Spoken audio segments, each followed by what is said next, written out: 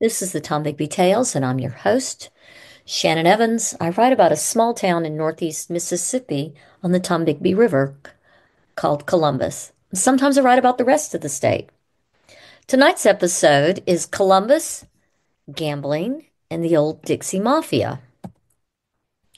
The Dixie Mafia, also known as the Dixie Mob, is a criminal organization that's been active in the southern United States since at least the late 1950s, early 1960s.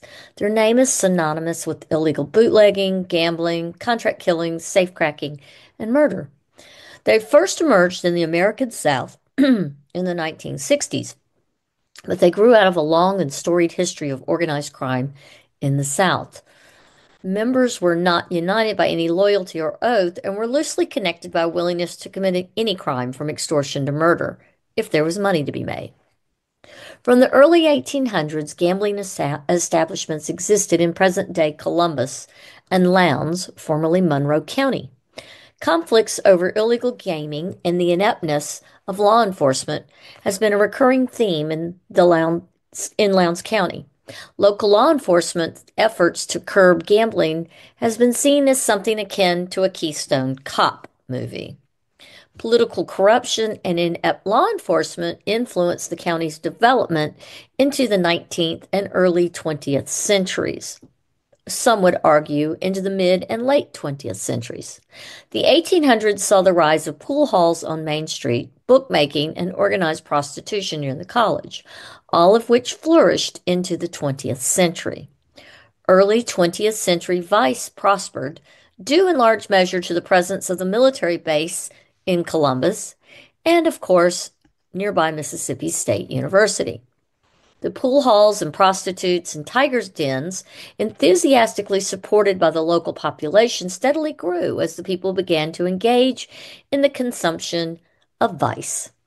It was also further promoted and supported by developing technologies that marked the late 19th century. The telephone and wire services made profitable gambling networks feasible and allowed bookies to take bets from a wider range of gamblers on just about any sporting event held around the country.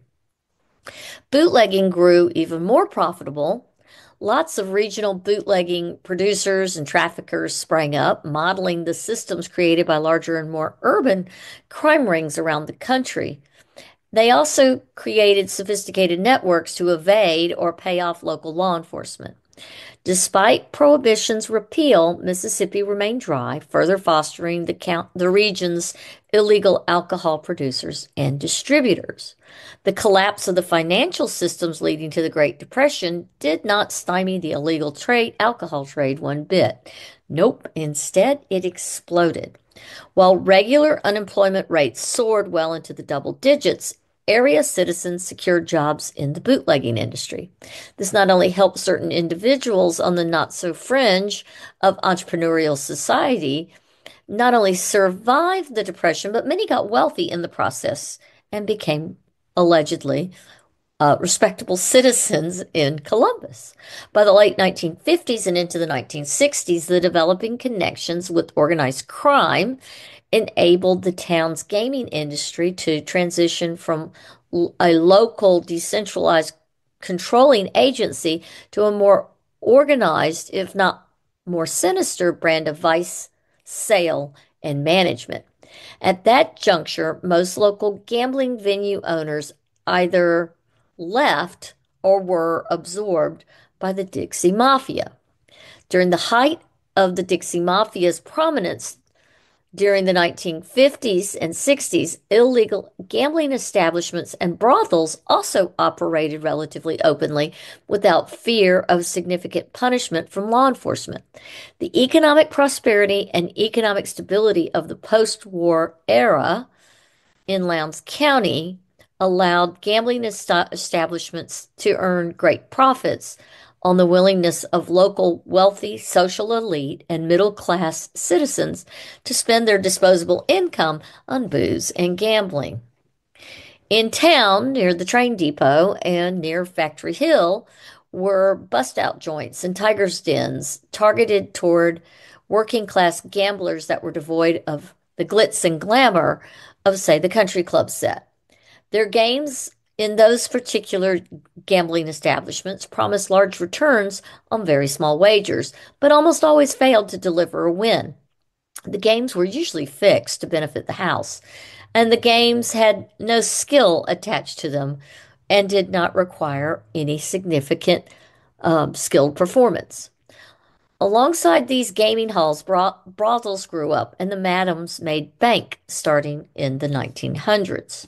Throughout the 1940s and 50s, local reformers and church councils attempted, unsuccessfully, mind you, to eliminate gambling and prostitution in town. But law enforcement, vice squads, and residents sympathetic to gambling blocked any form of reform, mostly because they were on the take. It was not profitable to them to get rid of the gambling.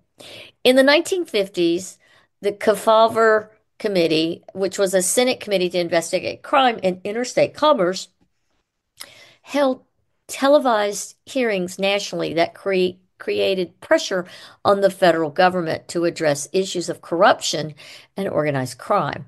But not in Columbus. Why?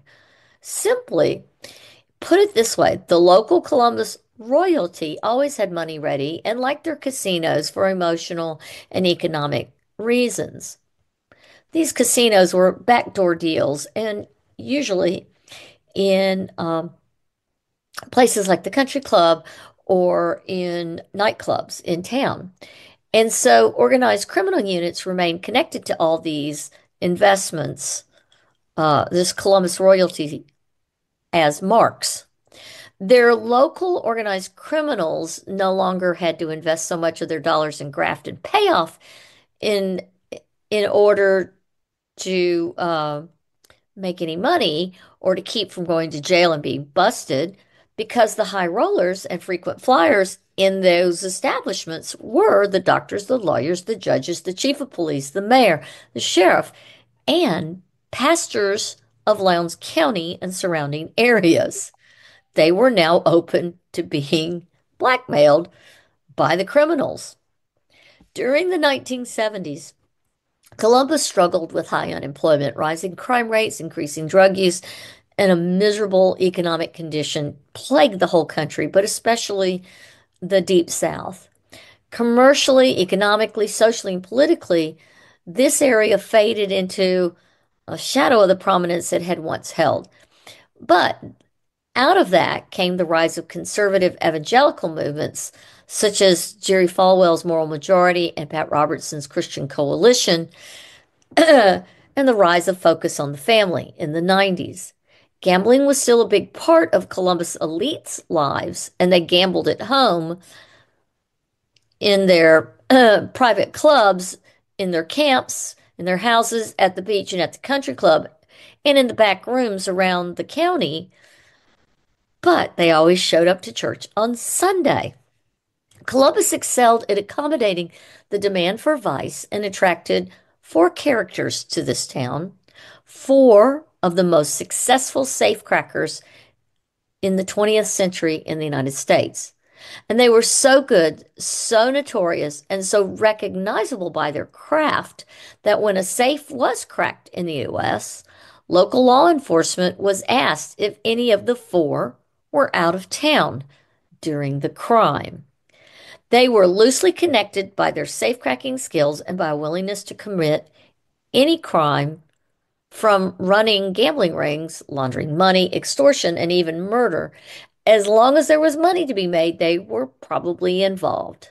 And they were part of what local law enforcement now knows were the Dixie Mafia.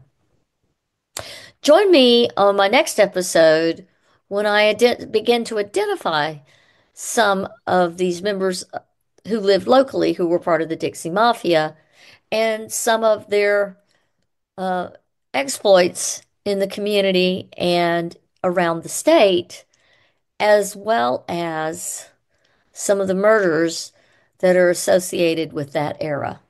Until next time.